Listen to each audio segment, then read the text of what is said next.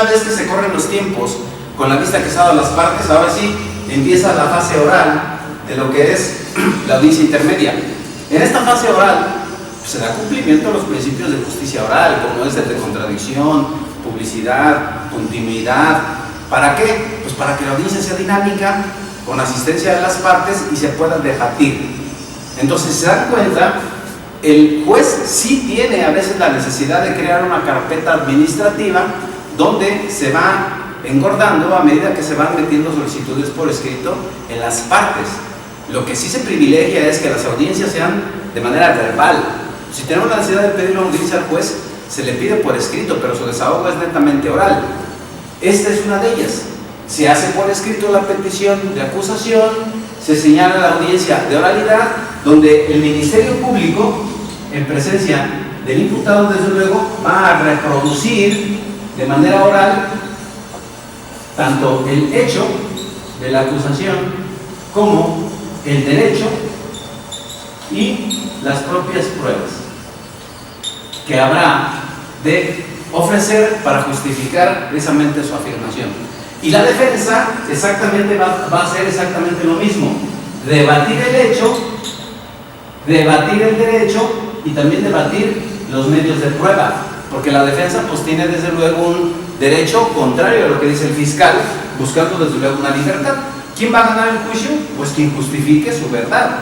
Por eso en esta audiencia de carácter oral hay varias cosas que se pueden hacer ahí, como discutir incidencias, como hacer valer excepciones de previo y especial pronunciamiento, pero lo importante para efectos de este curso es que el Ministerio Público y la defensa puedan aquí arribar a acuerdos probatorios.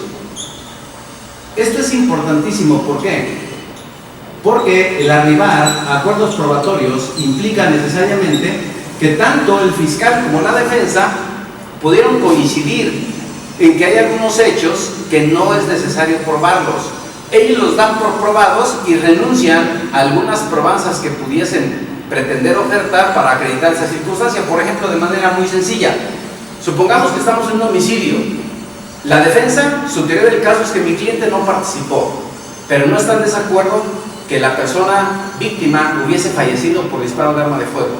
El Ministerio Público está ofreciendo como pruebas el dictamen de necropsia, el acta de defunción, por ejemplo, la declaración de los testigos, por ejemplo, de que él tenía buena salud. Si no está en discusión del hecho delictivo de homicidio, esas pruebas salen sobrando. Entonces podrán renunciar las partes a las pruebas que justificarían el hecho delictivo porque están de acuerdo, y solamente centrarse en el debate de lo que es la participación del sujeto acusado, que esa es la estrategia de la defensa en este caso que mencionamos. Entonces los acuerdos reparatorios tienen una función primordial en este sistema porque permite hacerlo muy dinámico, permite que no nos entorpezcamos nosotros mismos, que se lleven a cabo audiencias tediosas, que a final de cuentas prolonguen el estadio de los jueces en sala, que se gaste material humano, físico, sino que sean muy dinámicas y se puedan concluir inclusive en 1 o 2 días como máximo, porque el sistema está colapsando. Hay lugares donde se avientan hasta 2, 3 semanas desahogando pruebas diarias. Entonces la gente pues ya no ve la prontitud que tanto se ofertó con este nuevo sistema de justicia oral, y la idea es esa. Acuerdos probatorios es un tema muy importante que puede arribar tanto el Ministerio Público como el defensor para justificar algunos hechos que no ameritarían debate. Otro, es muy importante, es la delimitación de la litis. ¿Qué es esto? Bueno, el Ministerio Público ya dijo cuál es el hecho materia de su acusación. El defensor ya dijo cuál es la verdad de lo que él piensa que ocurrió. Son 2 verdades distintas. Quien justifique con elementos de prueba su verdad es el que va a tener éxito en un juicio. Entonces, si el fiscal tiene una verdad, va a ofrecer los medios de prueba con los que habrá de justificarlo. Y la defensa hará lo propio. Si considera que él tiene la verdad, intentará justificar esa verdad con los elementos de prueba apropiados. Una vez que queda delimitada la litis, ahora sí viene lo más interesante de esto, que es la exclusión de la prueba.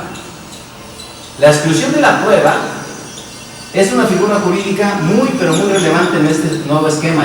Me atrevería a decir que es de las más importantes en este esquema, porque la exclusión de la prueba no es otra cosa más que un filtro que el sistema le otorga al juez de control como parte de las últimas facultades que tienen este procedimiento para determinar cuál de los medios de prueba que está ofertando el fiscal y los que está ofertando la defensa son los que van a ser admitidos para ir a juicio oral. ¿Por qué es ese filtro? Porque bueno, se tiene la pretensión de que no pase cualquier medio de prueba sin que pudiese verse afectado el principio de libertad probatoria. Una cosa es que en este nuevo sistema tengamos las partes la oportunidad de ofrecer cualquier medio de prueba para justificar nuestras afirmaciones, y otra cosa es que esos medios de prueba hayan sido obtenidos de manera ilegal o de manera ilícita, y aquí habría que hacer una distinción. Los medios de prueba, para que puedan ser admitidos, necesariamente tienen que cumplir con una serie de requisitos. Los más importantes es la licitud, y para que un medio de prueba sea lícito, al momento en que fue obtenido, no debe haber violado derechos fundamentales establecidos en la Constitución o en tratados internacionales. Por eso es importante que analicemos qué dice la Constitución y verificar que un medio no ha sido obtenido en contravención a alguna disposición de carácter constitucional. También la prueba no debe ser obtenida de manera ilegal, sino que por el contrario, tiene que ser legal, es decir, que cumpla los requisitos que marca la ley para cada uno de los medios de prueba, y así tener la certeza de que estamos en un Estado de Derecho y que desde luego el fallo que habrá de dictarse se sustente en un soporte de carácter jurídico. Hay desde luego otros motivos por los cuales puede ser excluida una prueba, no solamente que sea ilícita o legal. Por ejemplo, una de las más importantes es que sea pertinente. Esto quiere decir que no podemos nosotros ofertar un medio de prueba que no tenga relación con los hechos, pues sería evidentemente un medio de prueba ocioso. Que no sea también sobreabundante. Hay ocasiones que los abogados o los fiscales pretendemos acreditar una misma circunstancia con varias pruebas, y eso hace tedioso de manera innecesaria una audiencia. Si basta una o dos testimoniales para justificar un hecho, ¿para qué quiero 20 o 30? De verdad parece increíble, pero a veces utilizamos pruebas de más y lejos de lograr un objetivo a veces nos tocan mayores enredos. Cuando se llega al momento de exclusión de pruebas, debatimos cuáles son los motivos por los cuales la prueba que ofrece la Fiscalía como defensor, o a la inversa, la prueba que está ofreciendo el defensor y yo como fiscal le debato, necesariamente va a concluir en algo, que el juez dicte un resolutivo, y en ese resolutivo va a decir cuáles elementos de prueba son los que se admiten y cuáles no. La numeratividad o la numeración de los elementos de prueba que van a ser admitidos se tiene que conciliar con el hecho delictivo que está debidamente delimitado a través de la litis, y conjuntamente ese acuerdo se llama auto de apertura a juicio oral.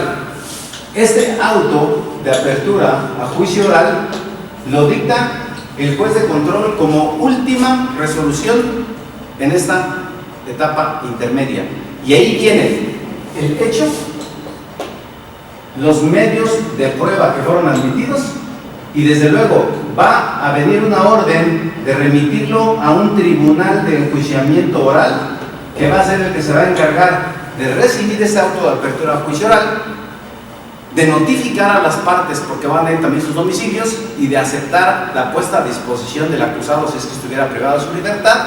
Y ahora sí, hasta ahí concluye el trabajo del juez de control. Es la última actuación del juez de control que lleva a cabo.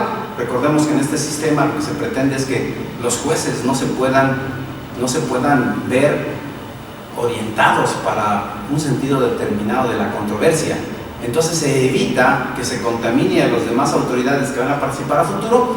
Con el auto de apertura a juicio oral termina el trabajo del juez de control y ya se le empieza a dar competencia a un tribunal de justicia oral, que es el que va a empezar a hacer los preparativos para el juicio oral o audiencia de debate, que es lo que vamos a ver en el segmento posterior.